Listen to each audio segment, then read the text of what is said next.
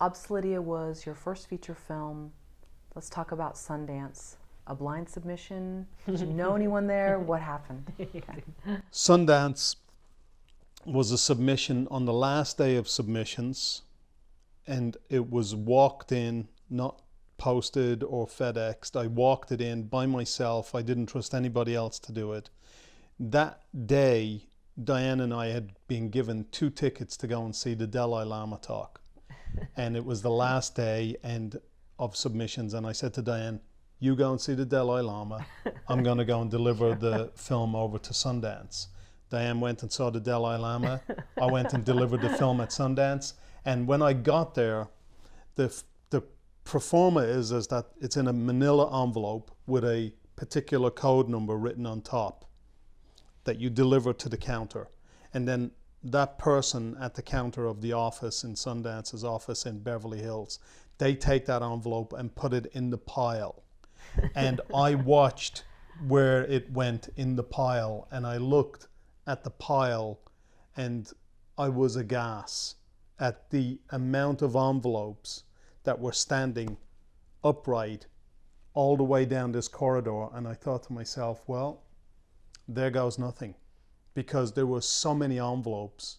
I just didn't think we had a chance. So yeah, we did not know anyone. We knew nobody there. We just gave in a blind submission. Then when the programmers got to it, it was in a slush pile, and the guy had watched 4 movies previously, and this was his 5th movie to watch. And that was exactly how it was selected for competition at Sundance. He watched 4 movies, and then he got to ours, which you've seen our movie. It's pretty slow.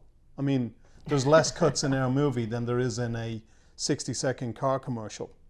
You know, so he watched our movie after watching 4 of the movies, and then he decided that it was going to go into another pile, which was further up the food chain. And that was how we got into competition at Sundance.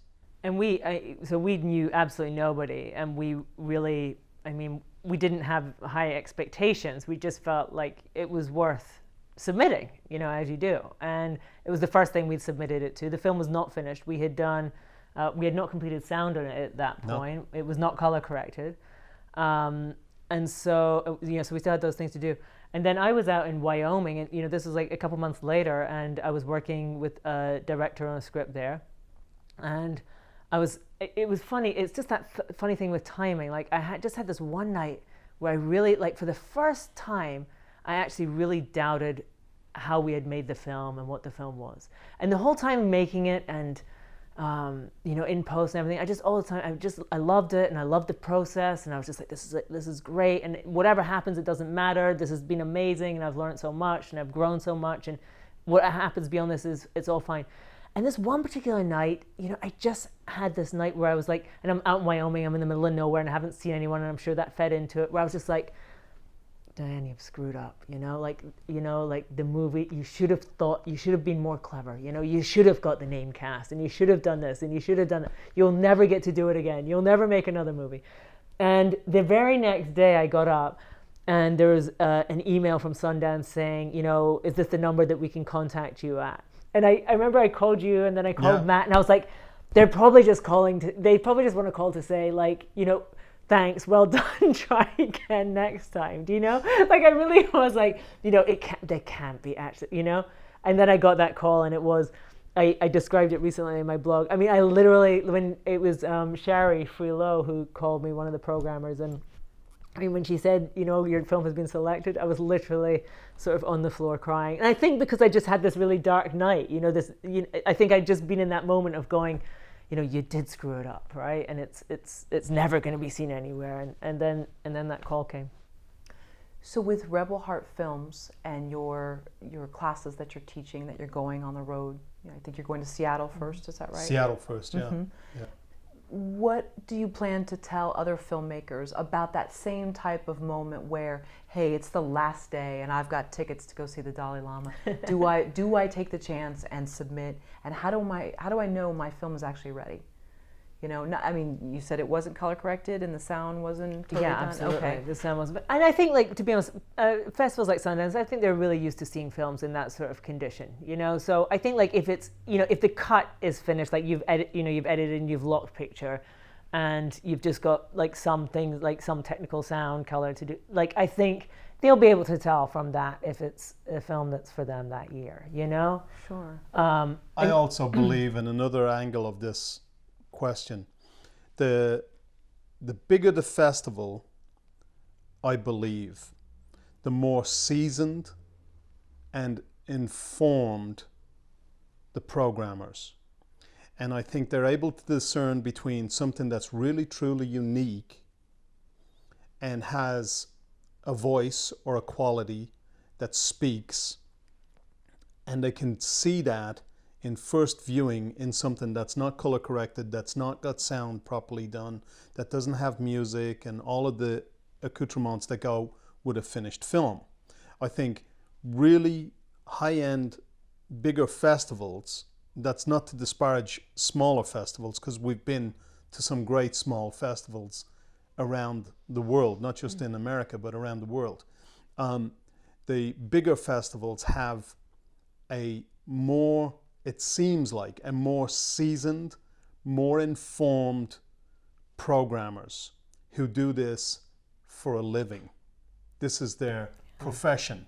And as a profession, they're able to weed out, you know, the good from the bad.